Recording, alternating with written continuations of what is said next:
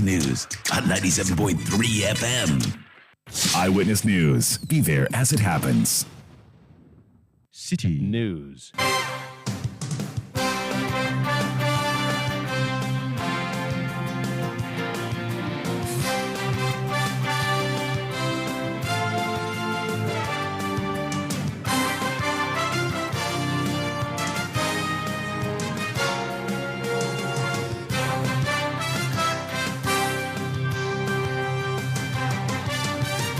Hello, good evening. Welcome to Eyewitness News, coming to you live from our studios at number 11, Dr. Martin Loop in Adabraka in Accra. My name is Salom Adonu. Tonight I'm here with Akusia Ochre. Coming up over the next 90 minutes. There are people in the region who are saying we should not intervene, and that it is because of insecurity, because of bad governance, because of all that. I wish to inform the community in West Africa that the entire world is suffering from the aftermath of COVID-19, what is happening in Ukraine today. We have enough military resources to intervene in Niger should ongoing diplomatic efforts fail. This is the conclusion of ECOWAS's Committee of Chiefs of Defense Staff at their meeting this afternoon in Accra.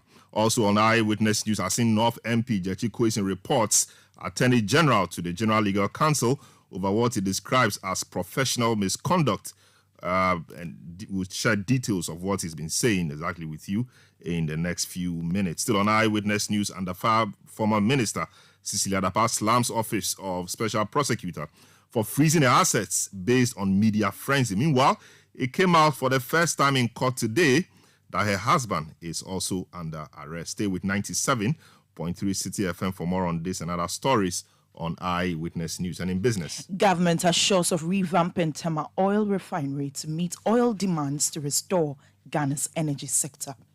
There is more business in the next 15 minutes. Eyewitness News is live across the country on all our affiliates and around the globe at citynewsroom.com. In the Western region, we are on Beach 105.5 FM in Takrady, Sky Power 93.5 FM in Takrady as well. In the Bono region, we are on Greener 95.9 FM in Sunyani. In the Hafo region, we are on Hames 106.5 FM in Gosu. In the Ashanti region, we are on Focus 94.3 FM and Orange 107.9 FM, both in Kumasi. We are on Revival 99.3 FM in Tajevu in the Volta region, Radio Bimbila 91.9 FM in the Northern region, Tanga 93.7 FM in Boga, Tanga and the Upper East region, Tunsong 97.3 FM in Wa, and Jirapa 96.1 FM, both in the Upper West region.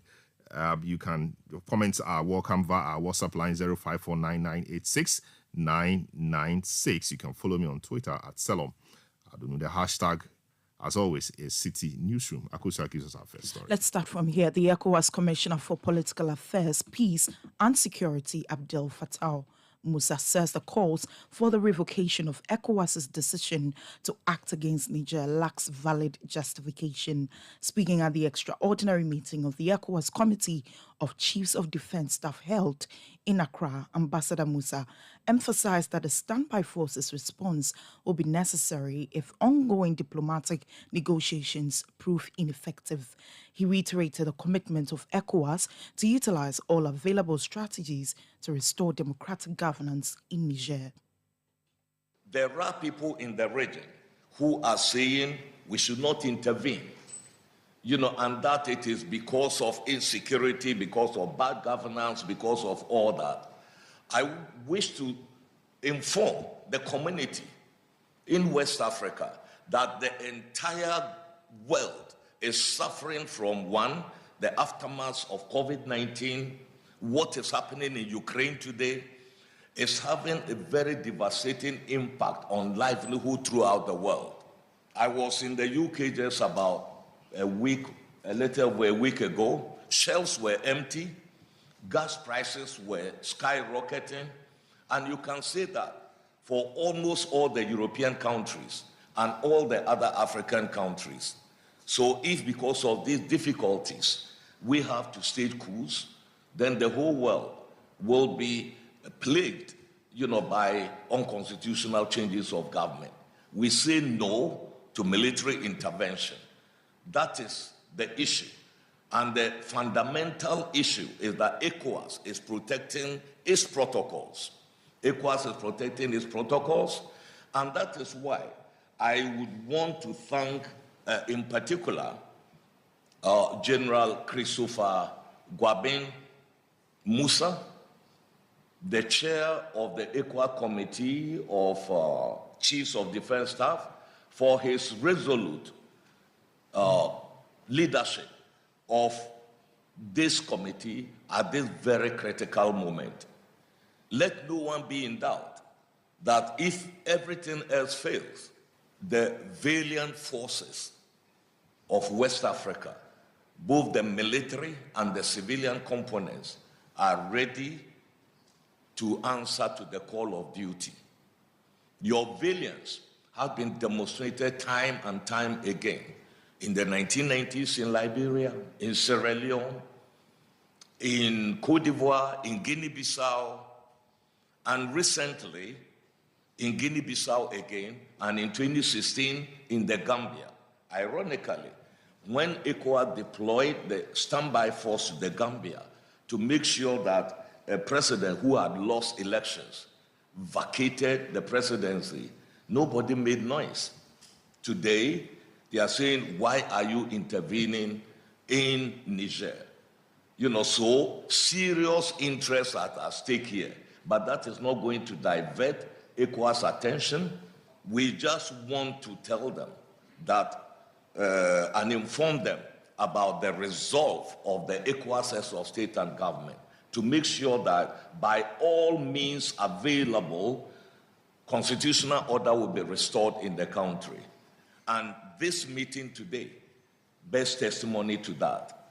This meeting is a continuation of the planning meeting that took place on the 2nd to the 4th, of August, where the concept of operation, the logistics requirement, financial requirement, timing, and all other factors around the possible intervention were worked out by the Chiefs of Defense Staff. And people are telling us, where are we going to get the resources? So ECOWAS is being teleguided by the West, it is being teleguided by France, it is being teleguided by anybody. But what they forget is that ECOWAS is a rules-based organization. We have our protocols, we have our norms, and we are ready to protect them. That's why the heads of state are saying, if push comes to shove, we are going into Niger with our own contingent-owned equipment. We are going with our own resources and to make sure that we restore constitutional order. If other democracy-loving partners want to support us, they are welcome. But we are not going begging, cap in hand, before we do what is right for the region. So this is the determination that I want to put across here as we meet today to fine-tune and then also to, plan about the timing, about all that. Meanwhile, we are still giving diplomacy a chance. The ball is in the court of the junta, the CNSP, in Niger. If they pull back from the brink, the military option will not be necessary. But we want to warn them that all options are on the table and no option is off the table. A word to the wise is enough. You heard there Abdel Fattah Musa. He's ECOWAS's Commissioner for Political Affairs, Peace and Security. Meanwhile, the Minister for Defense, Dominic Nitoro, has urged the various chiefs of defense staff to remain loyal to their respective heads of state in order to prevent the occurrence of coup and its associated challenges. Your presence alone sounds and gives me a powerful message to the world that you are united in carrying out the directives of the heads of state and governments of ECOWAS, and that after today and tomorrow's meeting, you will put in place a plan to ensure that the standby force is activated and that democracy will be restored in Niger. If presidential guards in Guinea and Niger, I will use the word, take hostage their president, nobody, and let me repeat, nobody in West Africa is safe.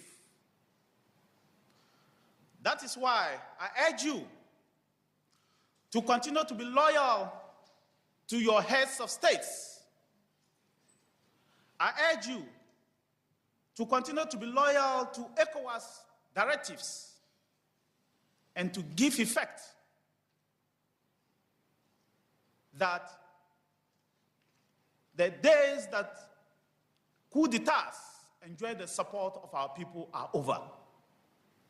Yes, in democracy, people will agree to disagree. But the vast majority of our people in West Africa are with you. The vast majority of our people in West Africa do not want to be under the difficulties that we are facing today.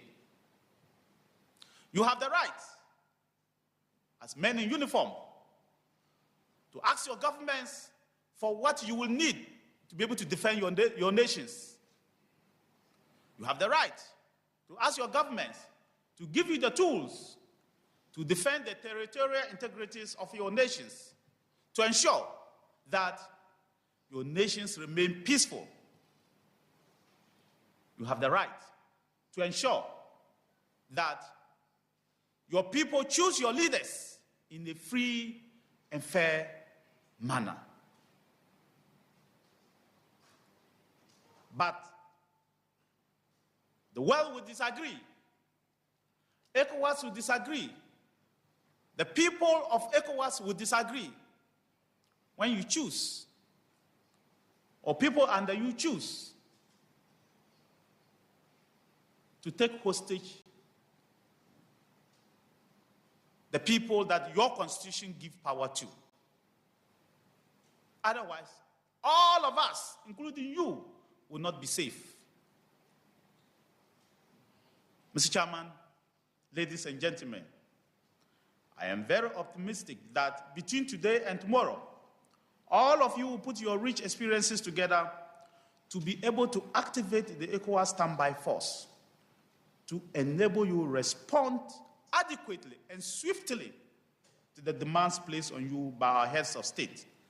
You did it in Liberia. You did it in Sierra Leone. You did it in the Gambia. You did it in the Guinea-Bissau. Of course, to some extent, the world did it in Côte d'Ivoire. And I believe that after Niger, ECOWAS and the world will see that West Africa is back to normal and our people will begin to enjoy the life that they deserve. That was Dominic Nito, his Minister for Defense.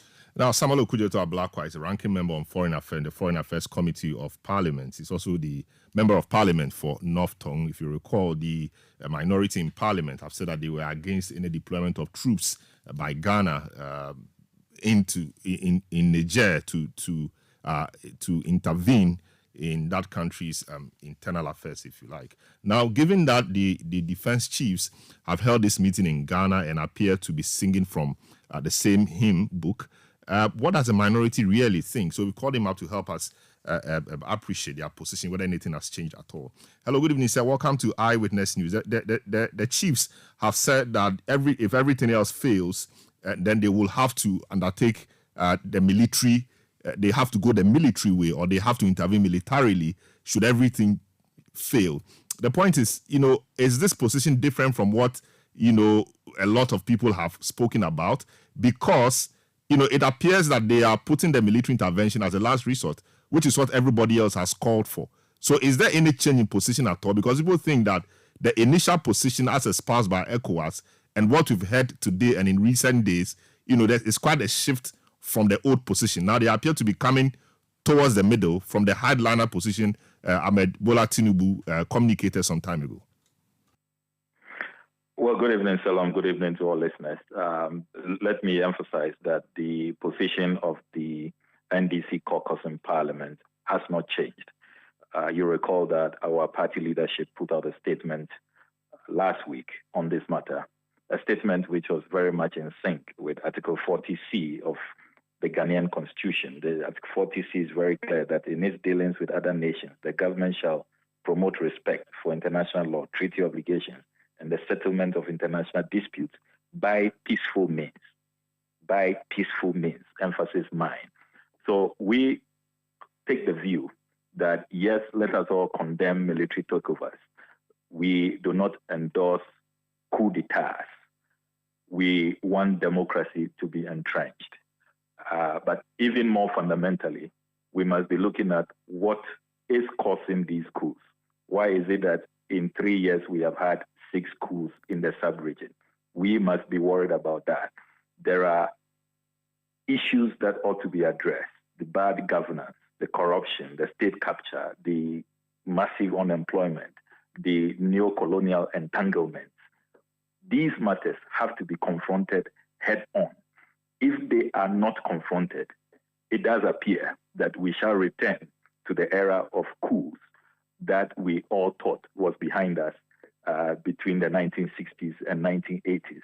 So having said that, listening to the ECOWAS chiefs of defense staff, you are right that the communication is somewhat confusing. Sometimes you get the impression they are ready, they are going all out, they are descending into Niger. Other times, like after today's meeting in Accra, they are talking about their requirements and that they have now put together their requirements, the logistics they need, the financial implications. So one is left quite confused exactly what these chiefs of defense staff want and what these heads of state really want done. And that is why we take the view that the heads of state should just have deepened diplomacy. They should have used constructive dialogue. They rushed in that 30th July 2023 communique, which was re-echoed in the 10th August communique. They seem to have rushed, presented everybody with a fait accompli, and even in their own member states, you are seeing the resistance. When I heard your clip, the defense minister claiming that there is such overwhelming support, I was wondering where our defense minister has been. Because in Ghana, the Presbyterian Church has issued a statement. The Christian Council has requested a meeting with the president. Civil society organizations have been speaking. Experts, major political parties, everybody is saying that don't use military intervention. Because, you see, the examples they keep citing about Gambia, for example, Gambia is not Niger. The Gambian situation, everybody knew that you are going in and you are going to deal with only the Gambians. The whole world was against them. In Niger, it's a different ballgame. You are going to find when you arrive all these violent extremist groups. ISIL is there. Al-Qaeda of the Maghreb is there. Then you have all these private contractors. The Wagner group is there. The intel is confirmed. They are there. And they appear to have some close relationship with the junta. Then you have military bases there. The French have a military base. The Americans have a military base. There are soldiers on the ground there. So you are going to have a proxy war, the geopolitical proxy war, as we are seeing in Ukraine, will rear its ugly head again. So it's not a simple matter. You're going to have a conflagration. And you have all of these interests, all of these forces that will be brought to bear. And there's even no guarantee that Bazoum, who they are so concerned about, will come out of this alive. So the real solution lies in diplomacy, lies in constructive dialogue. And we will urge ECOWAS, they should stop all these confusing signals. Look, only a couple of days back, I listened to the president of Cape Verde, who says that, look, I was part of the heads of state who issued this communique. I have reflected, I've listened to my people, and I think that we should think twice. Let us take the violent option, the military intervention, off the table, and let us rather focus on diplomacy. Because, you see, when you follow the ECOWAS scene closely, I get a sense that they are spending more resources, more energy on the military mobilization instead of diplomacy. Because this meeting in Accra, I mean, I'm not aware of, a very concerted effort to go and engage all sides in Niger. So we insist that instead of sending our soldiers into Niger, which will be like just sending them to a slaughterhouse where there will be such massacre as all the analysts, all the pundits have predicted, let us go for what our constitution enjoins us under Article 40C, pursue peaceful resolution. Article 73 of our constitution also says that we should always look at our national interest when we are pursuing foreign policy. What really is Ghana's national interest? Going to engage in this proxy war, which will be fighting other people's wars, those who are exploiting uranium in that country and who have some interest there, who have military bases, who want to remain in Niger. Why do we want to get entangled in that mess? What really is our national interest? As the Constitution, Article 73, calls on us at all times to make our most important consideration when we are taking these decisions. So I really will renew the call that we have always made, that violence, military intervention, war is not going to help us in this situation. And finally, Selom, let me also emphasize that now you hear the Chiefs of Defense Staff presenting a budget. We are hearing all kinds of figures. None of the information we are picking up is less than $2 billion. It's clear that our government will require parliamentary approval. So the insistence by the Akufo-Addo regime that they will not come to parliament, how are they going to fund such a military intervention without parliamentary approval? Because Article 178 is very clear. So nobody can withdraw funds, nobody can back such an operation, which we don't support anyway, without parliamentary approval. So that is why you see the sense in the call that we have always made, that look, such a matter, even Article 75 and the Gitmo decision is very clear. You need these resolutions debated by Parliament. They have to be ratified by Parliament, whether they are ECOWAS, AU, or whatever international agreement there may be. So even with the financial aspect of this whole, possible deployment, you need parliamentary approval. And you see government now finding itself in a tight corner. So I will just urge, like most people are saying, the Presbyterian Church, the Christian Council, the Muslim clerics. Look, in Nigeria, the Senate has spoken, the governors have issued a statement, the Yoruba Council, you go to Senegal, the Parliament has spoken. Cape Verdean president is saying that ECOWAS leaders do a rethink. I have had a rethink. So that should be the way forward, Salom. Yes, I think it's quite easy to understand the position of the persons who do not support military intervention. But what do you think, or what in your view is making the ECOWAS leaders themselves seem resolute that military intervention really is a main way to go? Why are they insisting when quite a number of people think otherwise?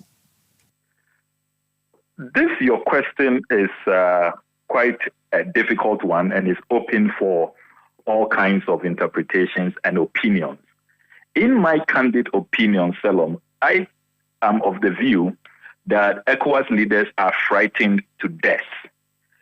They have seen what has happened in Guinea, in Burkina Faso, in Mali. 6 coups in 3 years. They are wondering who is next, which of them is next.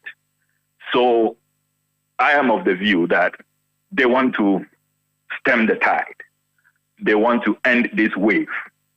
And this is the option they have considered. Let's talk tough. Let's do what we didn't do earlier on.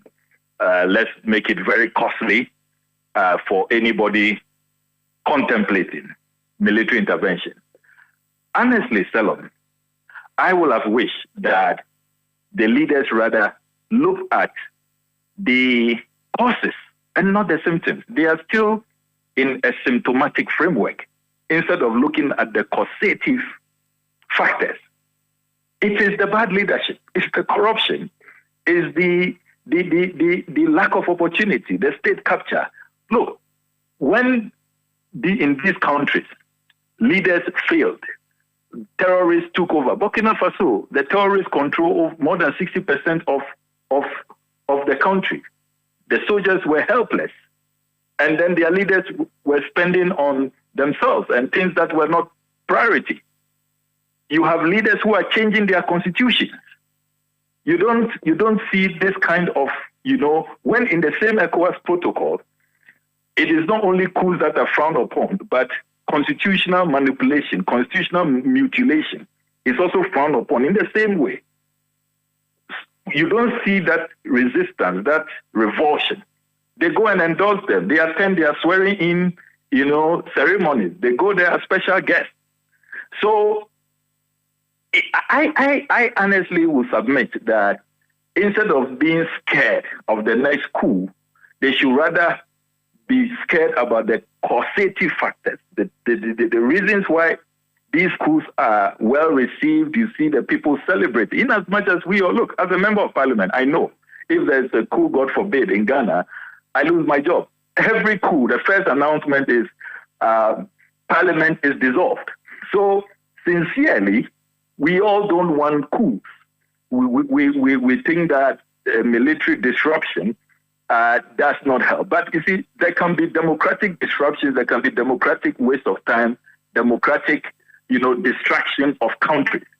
That concept must also be understood. And ECOWAS leaders should start looking at the causes instead of being frightened to death about the next coup. And you see, let me conclude on this question of yours by suggesting strongly that if care is not taken, what may even be a precipitating factor for more coups will be a bloodbath in Niger. If this ECOWAS deployment goes ahead, the soldiers are not well equipped, well resourced, and we have a conflagration and there's a massacre, you can begin to imagine the fallout, what will happen back home in their respective countries. So I don't think that the ECOWAS heads of state are really looking at the matters dispassionately and more, deeply and nuanced. In a way that really will help all of us address the current threat of coups that we face. Very well. Thanks so much. The Honorable Samuel Okudzeto-Ablako, Ranking Member, Foreign Affairs Committee of Parliament and MP for North Tongue, speaking to us on this matter. Just by way of information, the Punch newspaper is reporting that Mali's military leader, Assimi Goïta, yesterday said Russian President Vladimir Putin stressed the importance of a peaceful resolution over the Niger Republic coup, where the junta seized power, sometime last month. Now, Goïta spoke to Putin over the phone to update him about the situation in Niger. If you are conversant with the happenings in that zone, you realize that Russia has interest there, the French have interest, and then the Americans also have interest in that area. So Goita, speaking via his social media platform X, said Putin, quote, stressed the importance of a peaceful resolution to the situation for a more stable Sahel. It was feared, according to the portal, that the military may seek to switch allegiance to Russia and close French and U.S. bases there.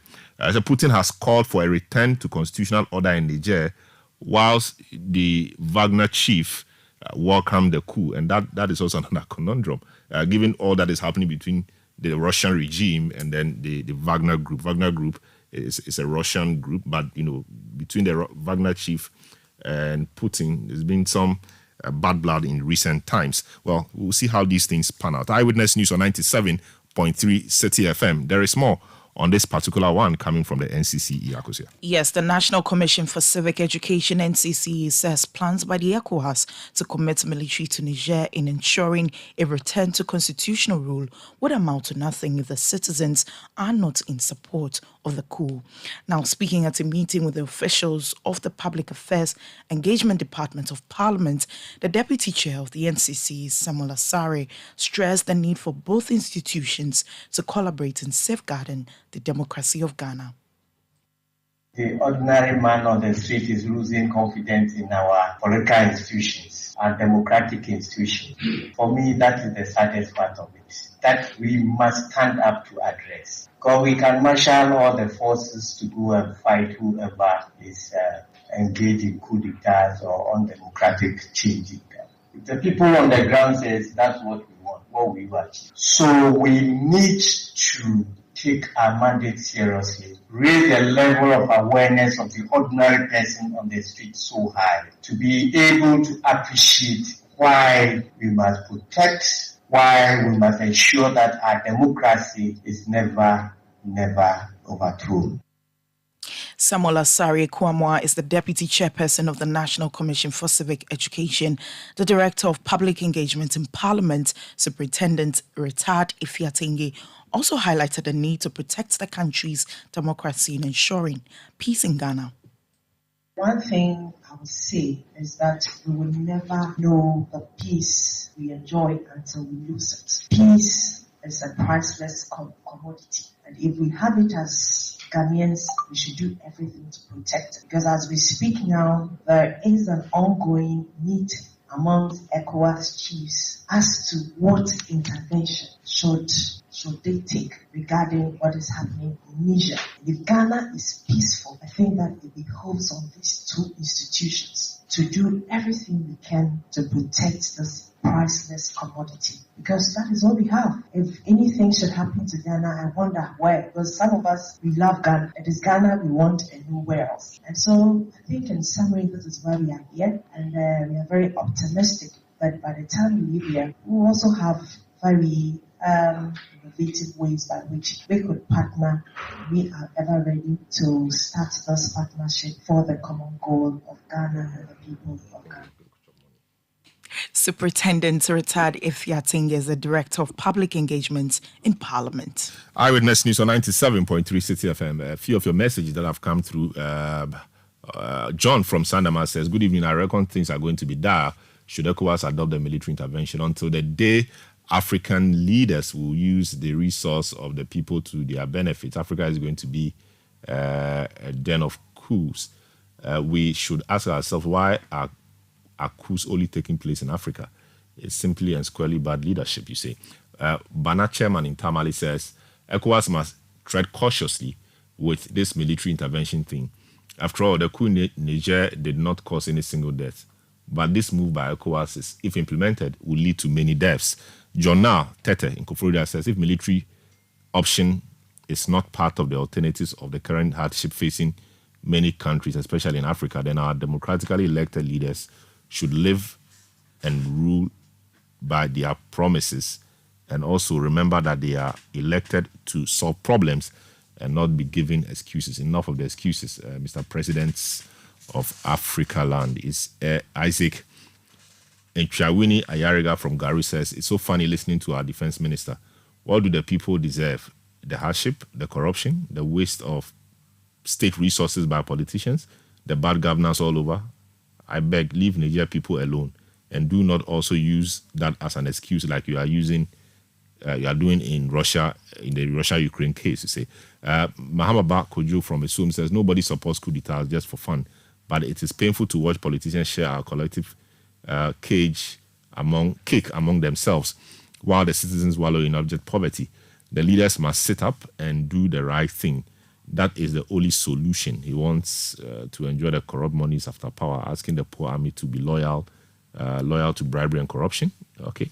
All right. Eyewitness News 97.3 Citi FM. We'll take a short break, return, and we'll give you more. Eyewitness News. Be there as it happens.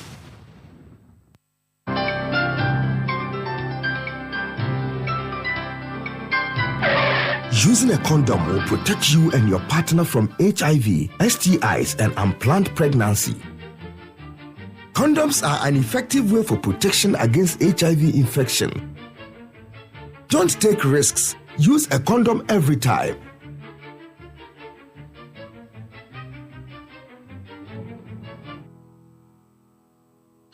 Always come prepared.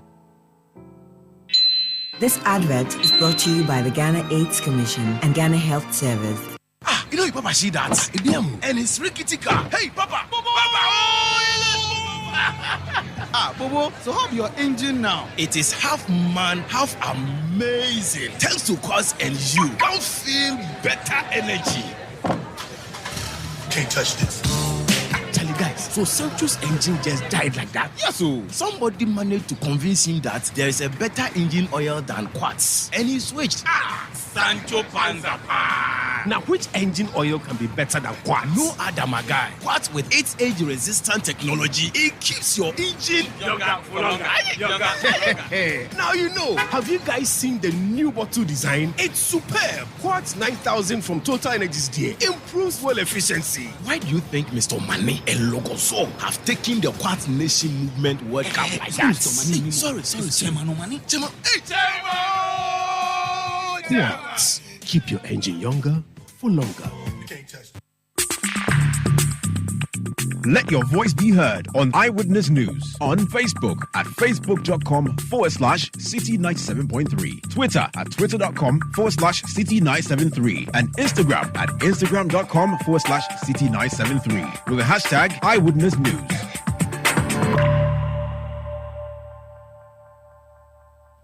You're welcome back. Now, the Member of Parliament for Asin North, James Chashikwason, has formally urged the General Legal Counsel to initiate disciplinary measures against the Attorney General, Godfred Dame. Kwason's request stems from allegations of professional misconduct levelled against Dame in the context of his ongoing criminal trial in the High Court. The Member of Parliament is currently in court over forgery and perjury charges. The state is going after him on charges of deceit of public office, contrary to Section 251B of the Criminal Offences Act 1960, Act 29, forgery of passport or travel certificate, contrary to Section 151B of Passports and Travel Certificates Act. Now, the minority in Parliament has issued a 7-day ultimatum to the Bank of Ghana to provide information regarding the cost and details of its new headquarters construction in Accra. The minority chief whip, Gavin Sagbeja, along with Member of Parliament for Boku Central, Mahama Yariga, signed a letter invoking the Right to Information Act's Section 18, Act 989, to request this information. The minority is seeking various details, including the procurement process for the land, names of consultants and project managers. Now, Mahama Yariga, in an interview with Citi News, elaborated on the reasons behind this demand. All the issues in the letter, they are supposed to provide the information. If the information is already there, and the information must be there, they must be holding the information because they've completed the procurement. That's why they're actually doing the construction. And they've employed consultants and the project managers. They must be outside working now, so they know who they are. And the prices, they have it. Otherwise, the contractor will not have moved to site. So there's no information there that they don't have, that they need to now go and look for. So, within the twinkle of an eye, they should have all that information. Otherwise, then they must be the most incompetent institution. In fact, they could even provide that today if they want. In fact, the reason why we are asking them these questions is because one of you asked them a question and the Director of Finance refused to give the information.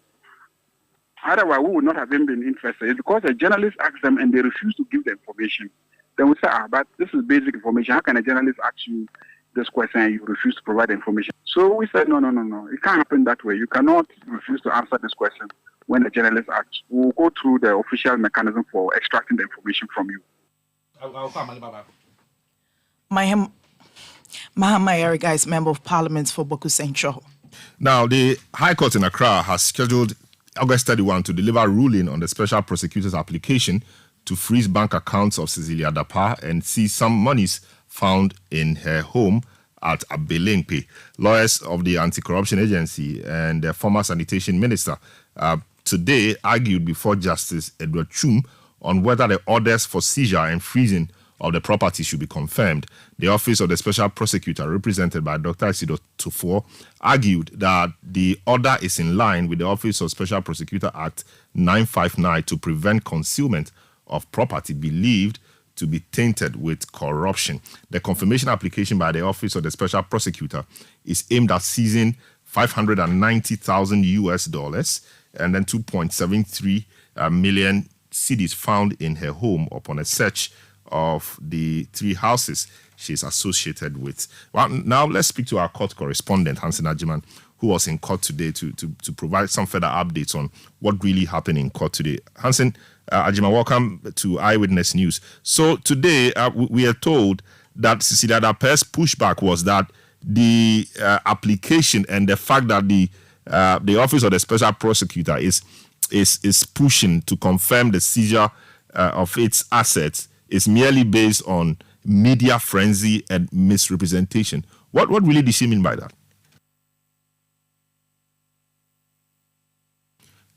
Hello, Hansen? I'm not sure I have Hansen on the line, but let's try again. Hello, Hansen? Hello. Well, I don't have Hansen. Hello? Hello? Yes, can you hear me? Yes, I can hear you. Yes. So what really did she mean by the fact that the application was based on media frenzy and misrepresentation?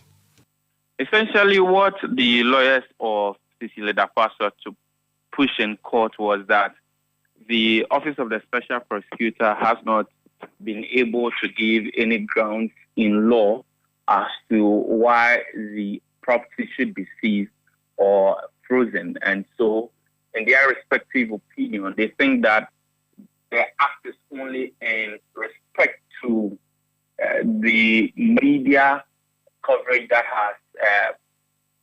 has characterized this issue since publications of the monies that were allegedly stolen from the home of the former sanitation minister. They also indicate the point that they have evidence to prove, which they deposed to in their affidavit in opposition, that suggests that the monies as have been outlined have been rightfully earned by Cecilia Dapa, an affidavit that we are not privy to at the moment. But their objection to the motion, one is on a procedural ground, to the point that if you look at the Office of the Special Prosecutor Act, it dictates that when a property is seized or an order for seizure is made for a property, within 7 days after that order, the Office of the Special Prosecutor is supposed to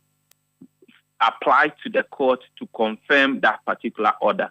It is their view that the Office of the Special Prosecutor made this application after the 7 days provided for in Act 959, which the Office of the Special Prosecutor is relying upon for the order for seizure.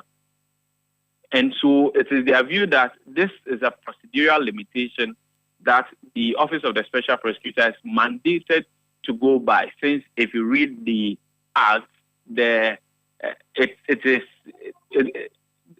said to be shall, that the Office of the Special Prosecutor shall bring the application 7 days after making the order for seizure. Now, the other point they based on is that when the Office of the Special Prosecutor decides to freeze an account or a property belonging to somebody who is under investigation, it is not only the case that once the person is being investigated for corruption and corruption-related offenses, then it guarantees or forms a ground for which their account should be frozen.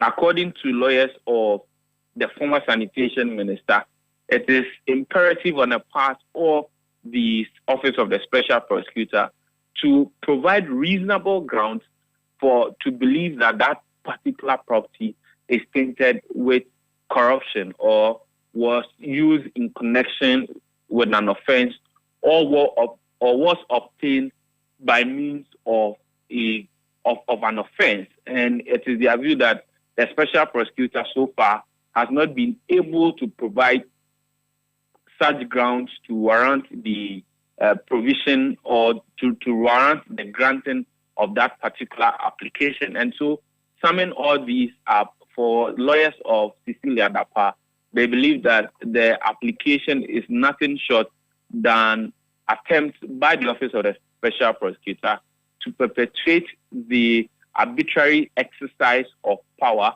through facts, in their view, that have been misrepresented and the resultant effect of media frenzy. I see. So for the first time also, we heard that the husband was also under arrest. What really brought up that matter? So according to the facts before the judge, the 590,000 Ghana cedis and the $2.73 million Ghana, $590,000 and $2.73 million Ghana cedis were found in her matrimonial home at Abelimpe.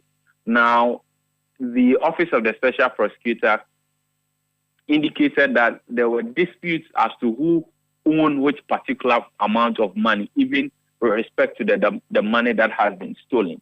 So the judge only questioned why Cecilia Dapa is the only person under investigation if this money was found in her matrimonial home and in her home, the home that belongs to her and their husband, and you are yet to give a definite answer as to which money belonged to her. It was at that point that Dr. Isidore Tufo actually revealed that her husband was also placed under arrest and was granted bail. And so this information, the lawyers of Cecilia Dapa indicated that it was new to them because Cecilia Dapa was with her lawyers. Now, I must say that this was a virtual court. The judicial system is on legal break, and some of these cases are being heard virtually. And so the lawyers were with Cecilia Dapa at one particular location, and she relayed to the court that her client has indicated that she is not even aware that her husband has been placed on arrest by the Office of the Special Prosecutor. I see. Thanks so much, Hansen Ajiman. Thanks so much for bringing us up to speed on happenings in court today. Eyewitness News on 97.3 Citi FM. Akusa has some more stories. The Ghana Health Service is actively addressing the growing concern of nurses and doctors leaving the country for better opportunities abroad. Over 1,200 Ghanaian nurses registered in the UK last year at about 150 experienced professionals from Pantan Hospital have also pursued opportunities overseas. Director General of the Ghana Health Service, Dr. Patrick Kumabwaje, noted that efforts are underway to recruit additional healthcare professionals to strengthen the domestic workforce and curb the brain drain in the health sector. In the last 3 years, we have been able to recruit up to about 33,625 new staff to boost our capacity. And so we have moved from 86,000 staff to about 120,000 staff as at half year, June 2023. Definitely we've suffered with the brain drain. By looking at the numbers, in terms of the absolute numbers, we are not affected. We have lost experienced people, we have lost some skilled staff, but we have also put in a system to make sure that in the next 2 years we're able to replace them with further training and recruitment. So in the last 1 year, I think we lost about 525 or so nurses. But of course, currently, despite the 120,000, we are currently having recruitment of additional nurses across the country. We've been able to send doctors to the rural areas, but we want to use the opportunity to encourage communities to put in systems that attract skilled staff to their districts and their communities to offer care. Dr. Patrick Kumabwaja is Director General of the Ghana Health Service. Eyewitness News on 97.3 Citi FM. We'll go back to that story on Jechi Kwesin and the fact that he's reported the Attorney General to the General Legal Council, which is the regulatory body for the practice of law in this country. We've been joined on the line by the Director of Legal Affairs, who also happens to be counsel for or member of the legal team for Jechi Kwesin, Ibrahim Amaliba, to help us appreciate why they want to report, or they have reported the Attorney General of all people to the General Legal Council. What exactly they are expecting the General Legal Council to do about that? Hello, good evening, Mr. Maliba. Welcome to Eyewitness News. Can you help us appreciate why exactly you will report the Attorney General to the General Legal Council, and what are you seeking to achieve with this? So let me start by saying good evening to your listeners, and to say that the Attorney General's conduct on the last day of the trial at the High Court in Accra was unprofessional. His conduct is akin to a football player who uses his hand to score a goal, and that is unprofessional, as you may be aware. You would recall that the prosecution witness was in the witness box. And when Chatuchikata was cross-examining him, he made a point, the witness made a point that he had attached a statutory declaration to his witness statement.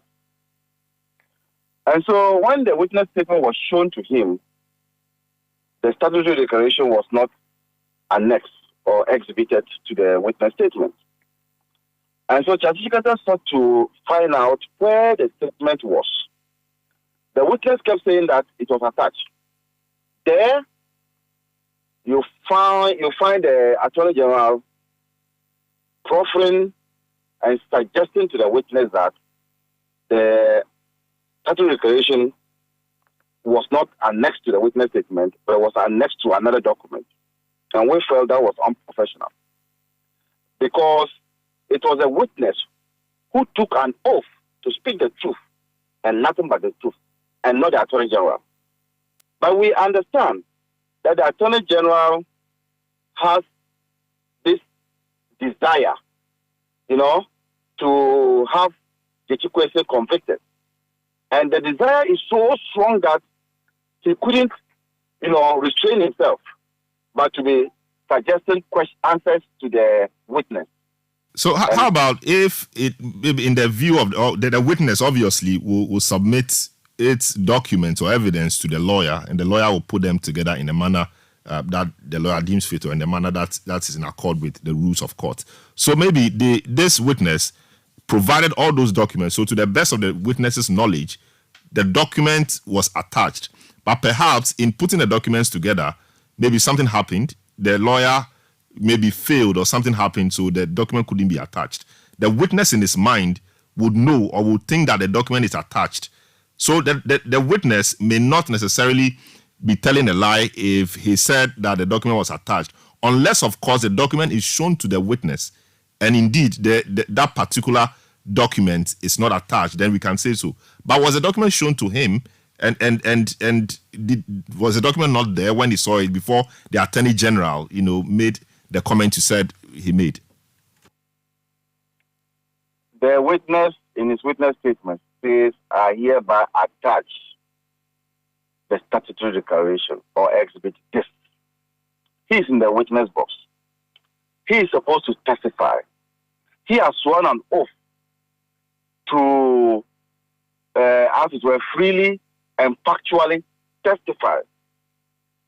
The Attorney General does not, or any lawyer who is conducting such a case, is not in the witness box. and cannot proffer any suggestion or supplant his wishes on the evidence of the one in the witness box. So you notice that after the Attorney General said that, the witness was now being led on that ground and was now answering the question in accordance with what the Attorney General has said. And I'm saying that it is unprofessional for any lawyer to be suggesting answers to a witness who is in the witness box. It's not that. I see. So what would the General Legal Counsel ordinarily do about a situation like this? Reprimand him, seize his license? What can the General Legal Counsel do to him, or what sanctions will he face should the General Legal Counsel find him culpable? Apart from that, this same Attorney General made comments which are sub judice because he made a point that Jeti Kwesi must suffer the same fate like Adamu Sakande. And his defense was that no, he wasn't making reference to this matter, which is the criminal matter, but it was after the Supreme Court ruling. But at the time the Supreme Court was making that ruling, this same Attorney General had instituted the criminal action against Jeti Kwesi. So at the time he was making those statements, he was the lawyer in the criminal case that he had instituted, and cannot be heard saying that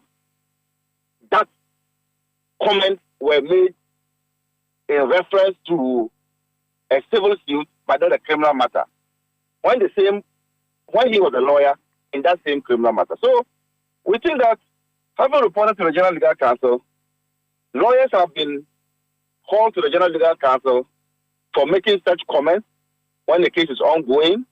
There are not a plethora of such examples. When the Supreme Court a petition was ongoing, lawyers who were in the cases were reprimanded by the Supreme Court, and we think that the General Legal Counsel has got its own range of discipline, and so we want first the General Legal Counsel to investigate the matter, and secondly, if he's found culpable, he'll be punished.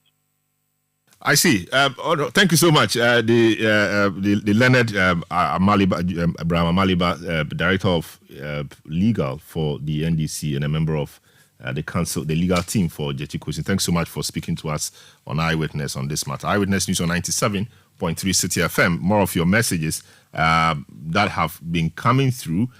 General Ortega says the Niger coup has provided good opportunity for Africa to assert its sovereignty and territorial rights to defeat neo-colonialism. Unfortunately, our leaders are behaving like cowards. Prince Henry in Koforidua says Nana Akufo-Addo should send his cabinet to Niger and leave our soldiers alone. What is happening in Ghana is more than what was happening in Niger. You say that's Prince Henry in Koforidua. Jones Adoboy in La says, good evening, Salom. As much as I agree that a certain amount of force is necessary to instill discipline in the sub-region, I also believe that the current crop of leaders we have lack the moral authority to take up dangerous activities, which they might not be able to finish. Eyewitness News on 97.3 Citi FM will take a short break. Return with Citi Business News. Don't go away. Eyewitness News. Be there as it happens. When shopping for a dress, you say, of course, a low burst line, a little tight by the hips, covered sleeves, off shoulder, definitely. But when buying anti-malarial drug, you say, is it not malaria? Give me whatever is available. Choose your malaria drugs the same way you choose your dress. Always ask for Coartem. It's also available in cherry-flavored dispersible tablets for children. Don't gamble with malaria. Choose right. Choose Coartem. If symptoms persist after 3 days, consult your doctor. Malaria testing should be done before treatment. This advert is FDA approved. Technology is shaping the workforce of the future. Are you job market ready? Looking for a career change or want to get into the tech space? The place to start is with ALX. ALX, an Africa Leadership Group initiative in partnership with the MasterCard Foundation, is developing a talent pool within the technology sector. ALX offers courses in software engineering, AWS cloud computing, data analytics, and Salesforce administration. This is an opportunity to learn in-demand skills in a changing job market. ALX provides added value in training programs, mentorships, and networking. Apply now and get started on your dream career. Visit www.alxafrica.com to register before the deadline of 12 September 2023. Eyewitness News. Be there as it happens. Get the details. Every significant financial transaction, every market movement, and all the policies that affect your business. Citi Business News. Be informed. Time now for Citi Business News and Eyewitness News, powered by citibusinessnews.com. My name is Akosi Ocho. Let's settle for the details. The Executive Director of the Chamber of Petroleum Consumers, COPEC, Duncan Amoah, has advised the government to stock up fuel when prices on the global market decreases. This follows an increase in the prices of petroleum products, which took effect yesterday. Duncan Amoah urges that a gold for oil policy will continuously have no direct impact at the pump if the government does not stock up. The government is keenly reviving and trying to retool the thermal oil refinery, Citi, Siga, and public enterprise in the hundreds and millions of dollars. One is making profit. One is also helping us very well to get there. We believe that TOR and BOSS can collaborate and work effectively. We do apologize for that wrong insert, but still on the energy sector, national oil companies have been challenged to adapt to the global energy landscape by leveraging the potential of the local industry. The impact of climate actions on global energy transition and the need for Ghana to move towards a more sustainable and low-carbon future have been crucial. Speaking at a stakeholder dialogue organized by Natural Resource Governance Institute, Senior Africa Program Officer of the Institute, Dennis Jayiri, made a strong case for the need for oil companies to tap into accessible reserves in the energy transition process. There's no one-size-fits-all solution to this energy transition risk discussion. But what we are trying to say is that each NOC has to look at a range of possibilities that it can pursue. So NOCs such as GMPC must look at the potential that they have in the country. Do you have a potential? So for instance, considering that Dangote refinery is already set up and is about to kick off, do you have that equal capacity to compete in the region? If you do not, which gaps are you seeing? Which niches are you looking at taking advantage of? So for instance, we cited the issue of lithium. We have just discovered lithium. What can you do with lithium as a national oil company, given that lithium is very useful in the transition process? Do you have to go into refineries like Dangote is doing, given that you have different capacities and you may not be able to compete? So it is all about encouraging companies to take advantage of their local opportunities and reduce the risks that they will bear on the energy transition, both locally and regionally.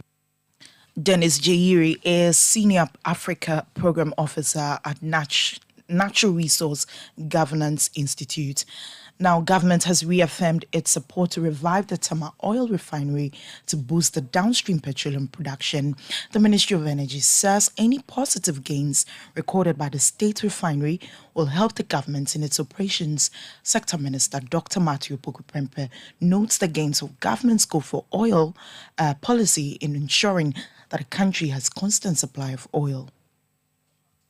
The government is keenly reviving and trying to retool the thermal oil refinery, Citi, Siga, and public enterprise in the hundreds and millions of dollars. One is making profit. One is also helping us very well to get there. We believe that TOR and BOSS can collaborate and work effectively if both institutions are doing well. And we in the Ministry of Energy will continue to support efforts at making TOR the best refiner in Africa. Minister of Energy Dr. Matthew Opoku Prempeh. Finally, UK-based financial technology company Transfer has announced its operations in Ghana to boost financial inclusion. The coming on board of Transfer is to complement the efforts of Ghanaians to manage their UK digital bank accounts and engage in other financial operations in Ghana. Chief Executive Officer of the firm, Ryan Romeo, speaking at the official launch, highlighted one of the company's products, the Freedom Bank account, which is primarily aimed towards African users. Banking infrastructure for the everyday Ghanaian, for the everyday African. What we're saying is that you can be based in Ghana without residency abroad and still be able to bank like a global citizen, have fully fledged access to international payment systems like SWIFT, UK faster payments, to have your deposits insured by the relevant schemes by up to 80 to 85,000 pounds, and be able to interact with the world financially in a way that is not currently available to individuals. The opportunities are unlimited as a result. The account is meant to basically promote business trade at various levels. It's meant to promote education crossover. It's meant to promote access for the freelancer and basically open up the global market to an audience that is currently not being made available to the average African, to the average Ghanaian. So that's the main focus and the sort of purpose of this account, the Freedom account. Ryan Romeo is Chief Executive Officer of UK-based financial technology company Transfer. Well, that's it for City Business News on Eyewitness News. It was powered by citybusinessnews.com. My name is Akosi Autry. Up next is Point Blank. Eyewitness News. Be there as it happens. You know, Papa, see that? And it's rickety car. Hey, Papa! Bobo, so how's your engine now? It is half man, half amazing. Thanks to Cause and you. Can feel better energy. Can't touch this. Actually, guys, so Sancho's engine just died like that. Yes, so somebody managed to convince him that there is a better engine oil than Quartz, and he switched. Sancho Panza. Now, which engine oil can be better than Quartz? No other, my guy. Quartz with its age-resistant technology, it keeps your engine younger for longer.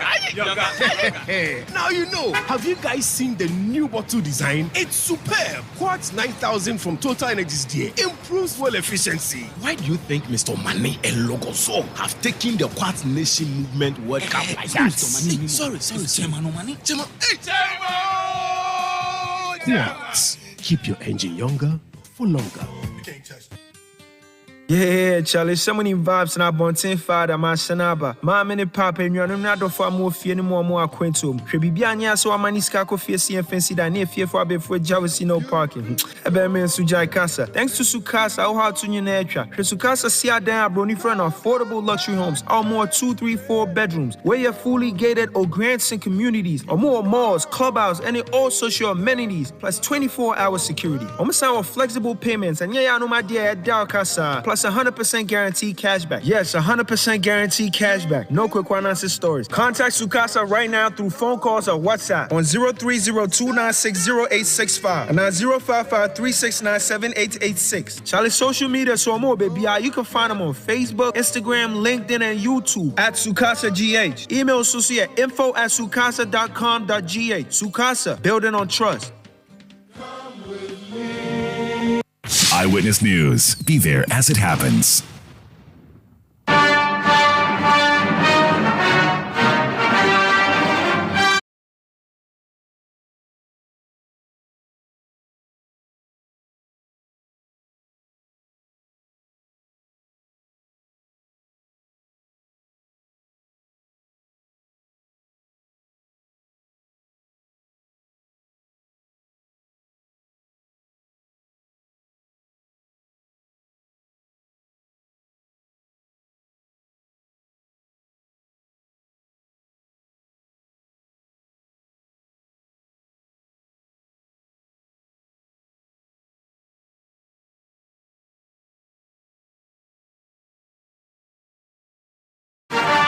"20 minutes to the top of the hour. Tonight on Point Blank, the Electoral Commission has announced dates for the District Assembly elections. It has also announced dates for continuous registration of eligible persons onto Ghana's electoral roll. chairperson of the commission, Mrs. Jean Mensah, addressed the press on these issues and other pertinent matters that came up. Let's listen. Our mission here today is to provide information on the upcoming voters registration exercise, as well as the district level elections. As you may be aware, the Commission prepared a new CI on the voters registration exercise and submitted same to Parliament for consideration and subsequent passage into law. Essentially, that draft CI on registration has had two distinct features. One, it recommends a registration of voters on a continuous basis at all our district offices nationwide. Secondly, it also proposes the use of the Ghana card as the sole document for the identification of a person's citizenship. The essence of both recommendations was to introduce integrity and efficiency into our registration process and ultimately strengthen the credibility of our electoral process. Our first recommendation for the continuous registration of eligible voters was basically to promote inclusiveness and to ensure that no one who qualifies to vote is denied the right to do so. As such, by that process, any Ghanaian 18 years and above and of sound mind, or any person who had not previously registered, could simply visit any of our 267 district offices nationwide, present the required documentation, and register to vote. This proposal for continuous registration seeks to replace the current system, whereby the registration of eligible voters is done for a limited time only.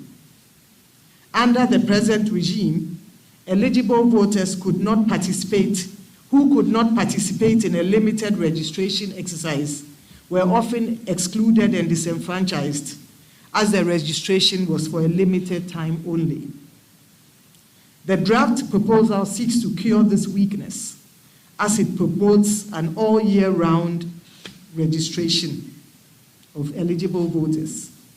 As such, eligible voters could simply visit any of our offices at a time of their choice during the year to register to vote. The second proposal recommends the use of the Ghana card as a sole document for identification of a citizen. It also confirms the age of the applicant. This proposal aims at establishing and maintaining the integrity and credibility of the voters' roll, which is the fundamental and foundational document in any election. Indeed, a credible voters' register is sine qua non for a credible election. As a commission that is determined to conduct credible, transparent, fair, and peaceful elections, we were keen to establish and uphold the integrity of the foundational document, which is the voters' register. Hence, our proposal to use the Ghana card as the sole document for identification of a person's citizenship, as well as age. Our experience from the 2020 registration exercise, ladies and gentlemen, showed that several minors and foreigners using the window of the guarantor system found their way onto our roll. To rid the register of minors and foreigners in 2020, the Electoral Commission established the district registration review committees, which worked for several weeks to delete the names of minors and foreigners from the register.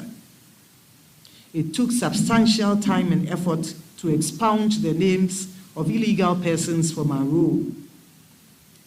During the registration, some 40,000 minors and foreigners were challenged, and we managed to expunge some 15,000 minors and foreigners from the register. This number is one too many, considering that in a time past, we elected a president with less than 40,000 votes between the first and second runners-up. In our view, this should not be countenanced or tolerated by any quarters, as it has the potential of undermining the credibility of our elections.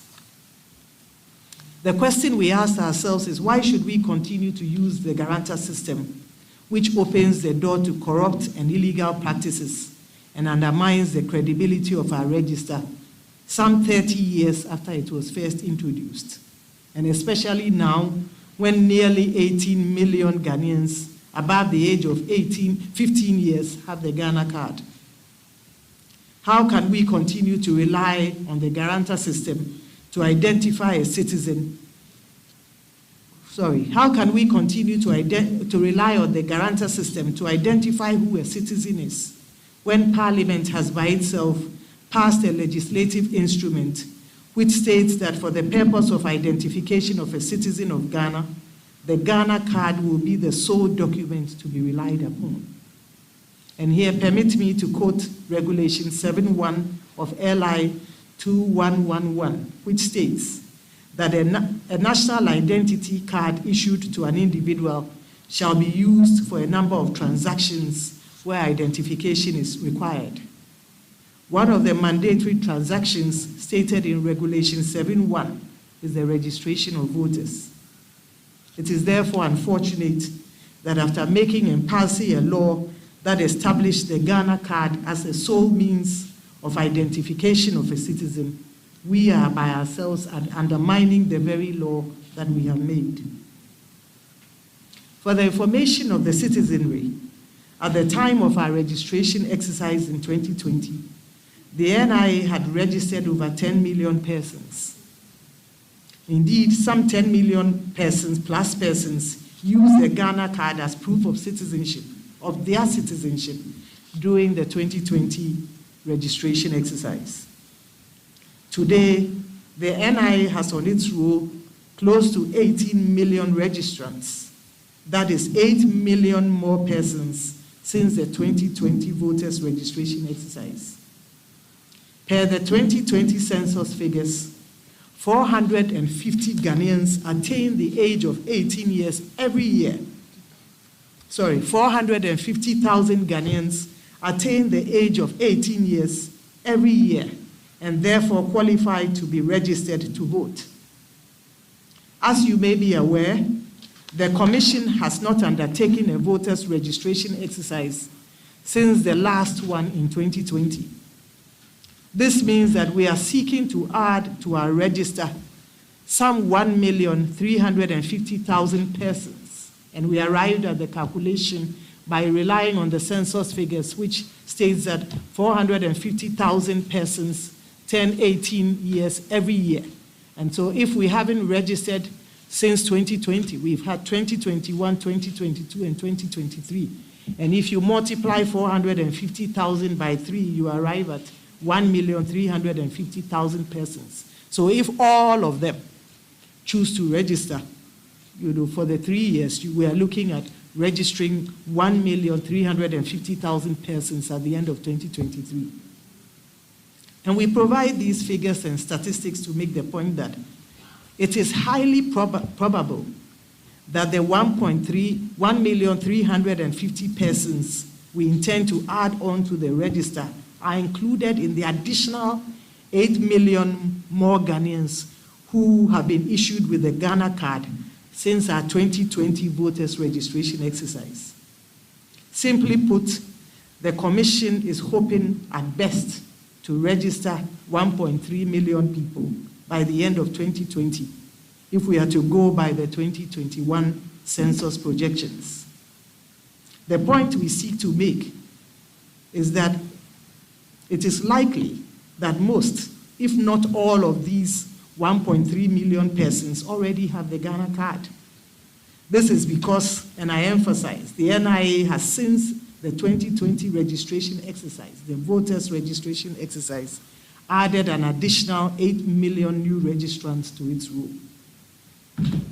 Therefore, we do not believe that upholding LI 2111 and enforcing the use of the Ghana card to prove a person's citizenship will lead to disenfranchising citizens, as is being alleged by sections of our society. Indeed, it is in the Commission's interest to register all eligible voters and not to exclude and disenfranchise them. If any institution is keen to have a voters register that is credible and inclusive, it is the Electoral Commission of Ghana. And it is for that reason that we take pride in the fact that the 2020 voters register duly met international standards for voters registration, in that 55% of our population was captured on the voters roll. You may recall, ladies and gentlemen, that in 38 days, the Commission registered some 17,027,000 persons out of a total population of 31 million per the 2021 census figures. As a Commission, we find it unfortunate that our efforts to strengthen the credibility and integrity of our voters register, and by extension, our elections, by the introduction of the draft CI, did not receive the support of Parliament. Members of Parliament were of the view that the NIA should fully operationalize its mandate before the CI could be considered.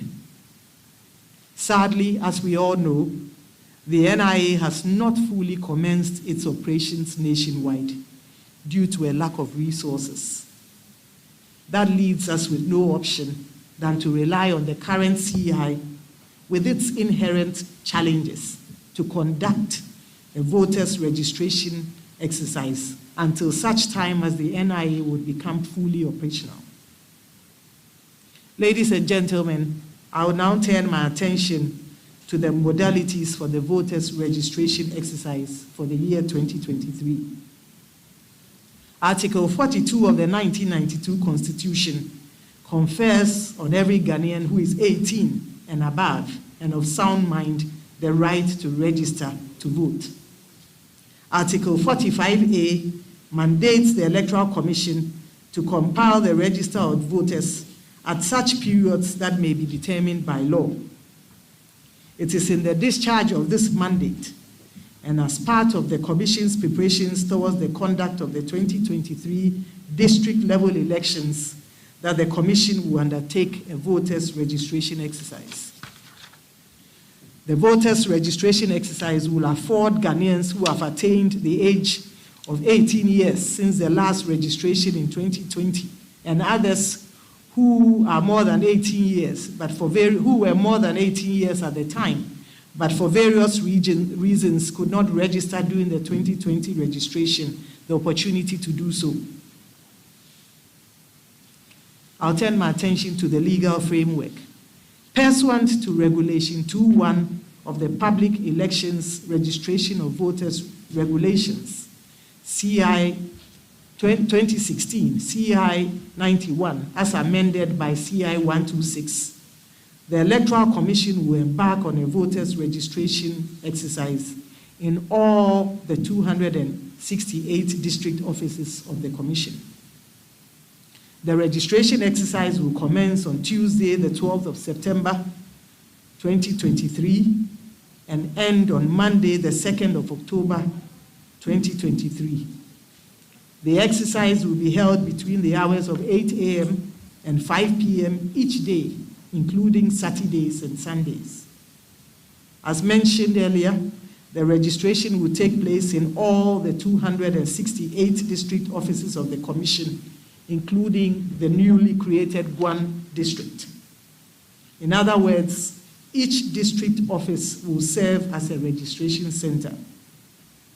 The Commission staff at the district, that is the district electoral officers, the assistant district electoral officers, our secretaries and other staff will serve as our registration officers.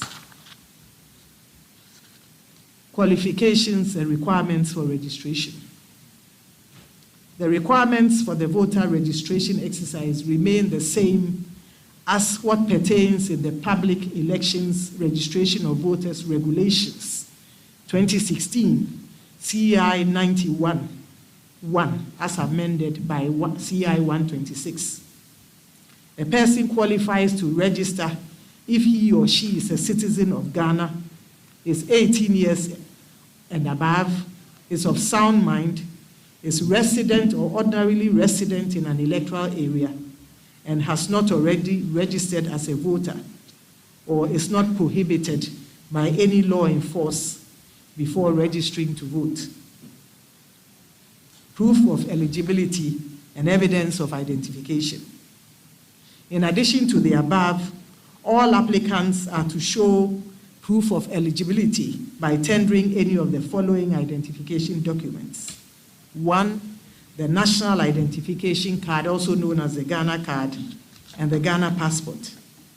Applicants who do not have any of the identification documents listed above are required to present 2 persons who are already registered voters to vouch for their citizenship and age. Per law, a guarantor can guarantee for up to 10 applicants. It is important to emphasize that it is a criminal offense to guarantee for more than 10 applicants, and a person who guarantees for more than 10 applicants will be prosecuted. It is also a criminal offense for a guarantor to guarantee for non-citizens and minors. The Commission will identify such persons and bring them up for prosecution. And here I'd like to call on our media partners to assist us in educating our citizenry on this specific section of the law. Procedure for the registration exercise. The registration will be done online using the district management system and offline using the biometric voter registration kit. The registration officer will record the biographical data of applicants. The data entry clerk will capture the biometric data, that is the fingerprint and facial features of applicants, and an assistant registration officer will laminate the ID card for applicants immediately. This means that persons who qualify would be giving their ID card immediately before they leave the center. Copies of the start and end of day reports would also be provided to political party representatives at the registration centers. And by this, we mean that before the start of any registration, the copies of the start of day reports would be provided showing that there's nobody who has been registered on the system. And end of day reports would also be provided to them. And this makes it possible for any political party that is so interested to collate the number of persons who have been registered across the country on any given day. Complaints and challenge procedures. The challenge procedure for the registration exercise is the same as what pertains in the CI 91 as amended. Applicants may be challenged on grounds of eligibility by anyone who qualifies to register as a voter. The district registration review committees would be reconstituted to sit on all challenge cases. Accredited political party agents. Political party agents and representatives would be accredited and allowed to observe the registration exercise. Each party would be required to present one representative at a time at a registration center. I'll turn my attention to registration of prison inmates. The Commission will also undertake the registration for prison inmates who are Ghanaians and who qualify to register as voters. And as I mentioned, the inmates must be Ghanaians and they must meet the qualifications to be able to register as voters. To date, we have written to the Ghana Prison Service to present us and to furnish us with a list of prison wards and centers nationwide. Replacement of lost ID cards, lost voter cards.